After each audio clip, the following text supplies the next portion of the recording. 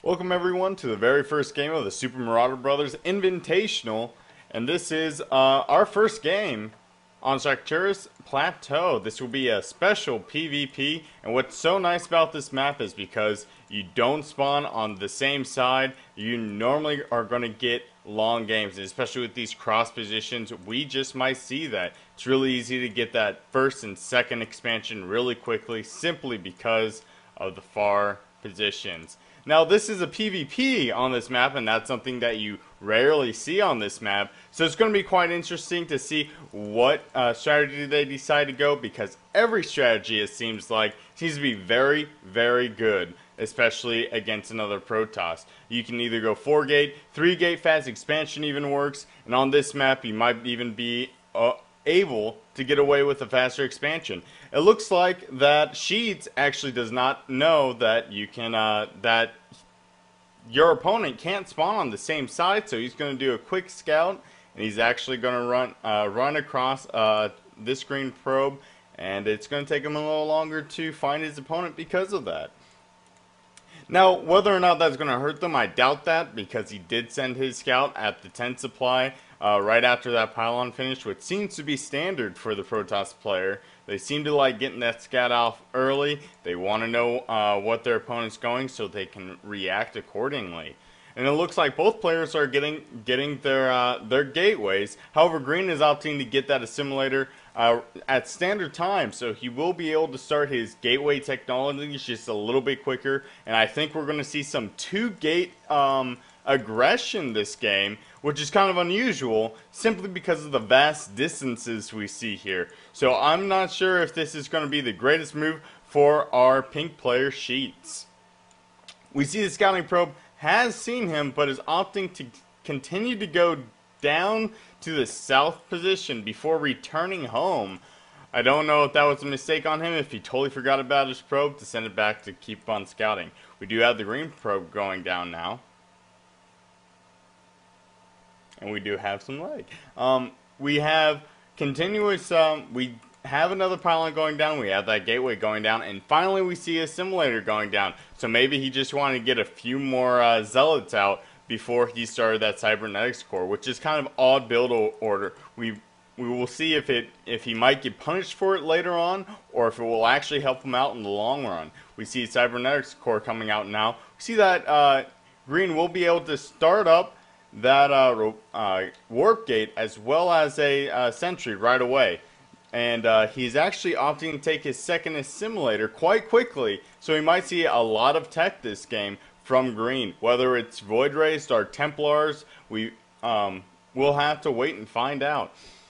We have 2 zealots out now for our pink player. We have continuous production of these pylons, and we want to definitely make sure that you don't get supply blocks. We don't see any additional gateways quite yet, so he is going to take his second assimilator now, this is about standard timing. So we see that pink player is actually transitioning into a standard type play, and we do see a robotics facility going down for Green now. So this might mean that he might be going either for fast immortals or even going for that 1-base Colossus play. And the more Colossus you get in this PvP, which it seems to be War of the Worlds in this matchup, the better chances you have, unless your opponent goes for some type of Void Ray tech. Another pylon going down, so still doing really well about making sure that he does not get himself supply blocked. We finally see that sentry out now. We still see high gas for Green. He still waiting to see what tech option he goes with this robotics facility, or how he will use it. Another robotics facility going down for pink, so it looks like he might go for 3-gate robo or just 2-gate robo and go ahead and take that expansion quickly. Observer coming out now for Green, so we will see an early scout out from him. We still see a high amount of gas, so I'm still unsure as to what he's going to do with that play. He hasn't really shown what tech option he wants to go, other than just having that standard robo.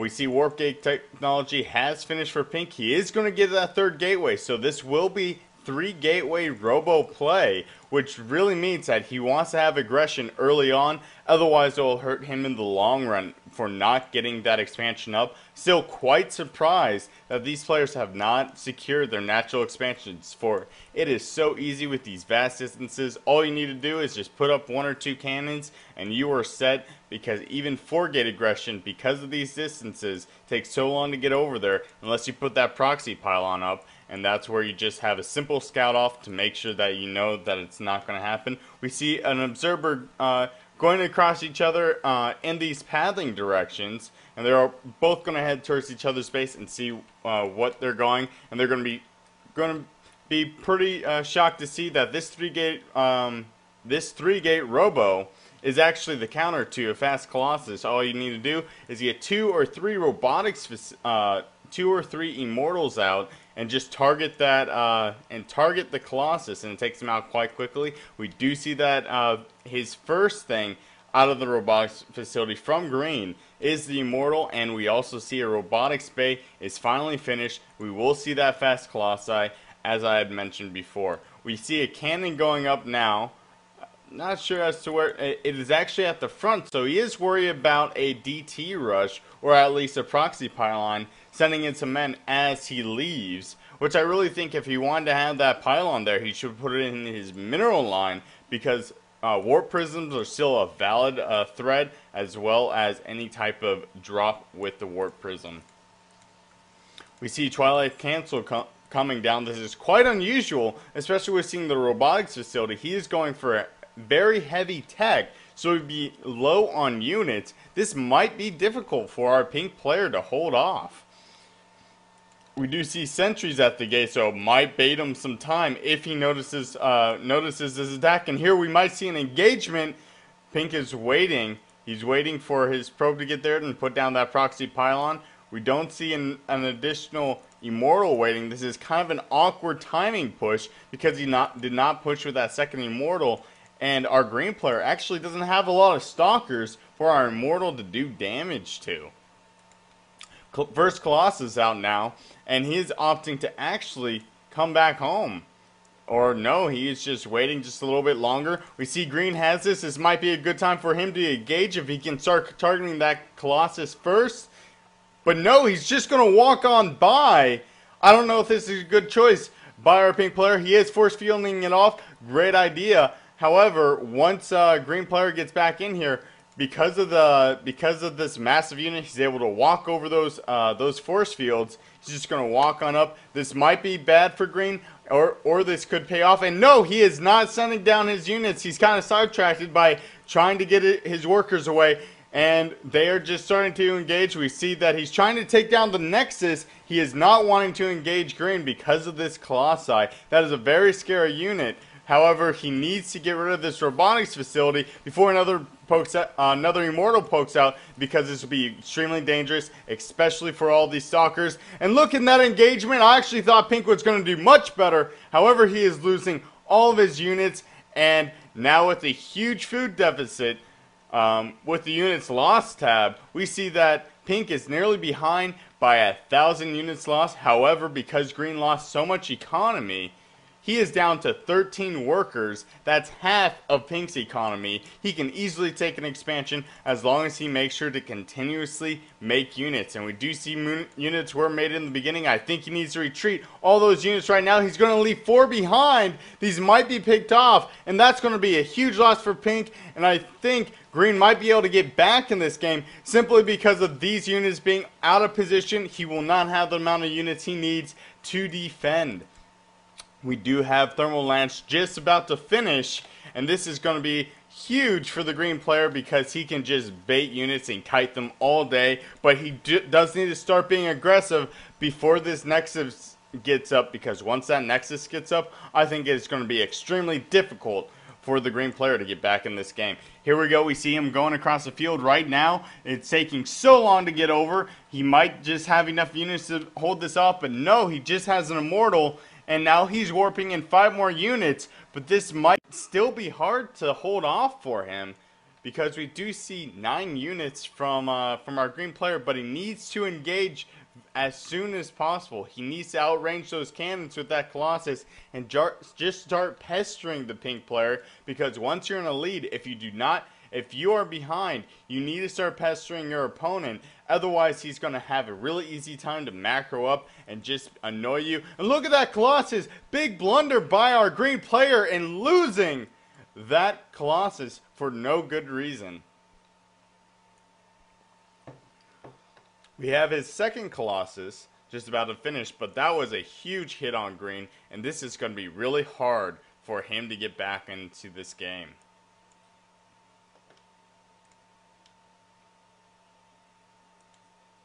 We do have finally pink player has his second expansion up. He does have other gateways coming up now. He has way too many pylons at this time. Don't mind that much because he is so far in the lead that not much is going to hurt him now. He is getting that second robotics facility. He does have his gateways up. If he gets that Twilight cancel, gets that charge upgrade, he can continuously get Colossi on top of a whole bunch of Zealots and to just soak up the damage at the front. We have another push coming by green. He needs to make something happen. He needs something to be successful. Either that, or I actually suggest he just goes ahead and takes 2 expansions and just plays defense up until there's an engagement by pink.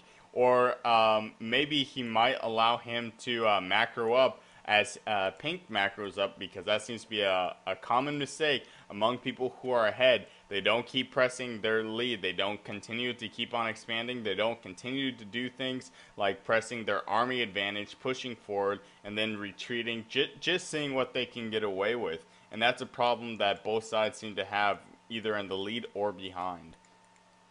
We see that weapons upgrade level 1 is coming down for green, which I think is a magnificent choice by green, because when you're behind, you got your only option to get back into the game is usually with the tech option you know you're ahead in, and to allow yourself to get your unit to be more effective. We do see 2 Colossi coming up. They don't have that thermal lance yet. That's going to extremely hurt them quite a bit. And from green, we do see a Stargate going down. And this Stargate will be very potent, especially in a PvP, because we have been seeing lately in PvP that Colossus and Void Rays are actually quite impossible to counter, especially when they get into those higher numbers. And we do see this Colossus outranging this cannon, and it's also going to range his other Colossus, so if he can kite them just perfectly, he should be fine. But no, he is going to engage this, still targeting the cannon. Another blunder by green, losing that Colossus. It is hurting him quite a bit, but he has these 2 immortals. He could engage this, but with the counterattack by pink, it might be devastating once again to green, and he is backing up. Another blunder by green, might lose these immortals there in the front. He needs to have the stalkers in the front to soak up the damage, allow the immortals to do their work, and know the immortals are going down, and the 2 Colossus survive from our pink player. Thermal Lance coming down from pink right about now, and weapons upgrade coming up. If he had waited for that engagement, if he had ran away for the right time and waited for the right time to engage, as soon as those +1 upgrades stopped, I think he would have been in a much better position. And we do see a fleet beacon going down. This is quite odd. This is a 1-base play. He is starting to run out of minerals. He has stopped production of probes altogether. So this isn't good for green.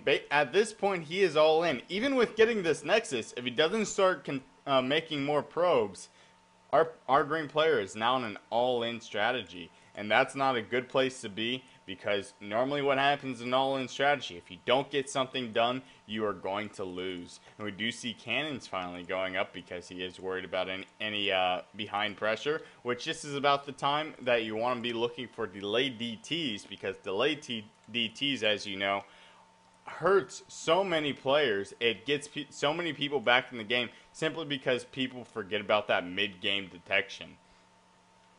We don't have a push from pink quite yet. Actually, is taking his 3rd expansion. I actually think pink is playing this game very, very smartly. He's going ahead and saying, you know what? You keep on attacking me. You keep on trying to get back in this game. You keep on sacrificing your entire army to me without me losing too much. So I'm going to go ahead and keep pressing my advantage, go ahead and get another Nexus, and make sure that I stay in the lead. And I think this is a great choice by him, by not playing it too aggressively and going ahead and allowing himself to go ahead and continue to macro up as our green player stays behind in the food count. As we do see in the food count, our green player is at 32 food to 99. That is a huge deficit, and with this push, I think this is might be game ending. I do not see how the green player could stay in this unless he pulls out some miraculous micro management. And even then, it might be quite hard. We do see that the gas is very high and the money is getting quite high. I think we might see an attempt at making the mothership, but no, here comes the engagement. We might see a GG very soon. We don't see any attacking units from the P player, and there's the GG.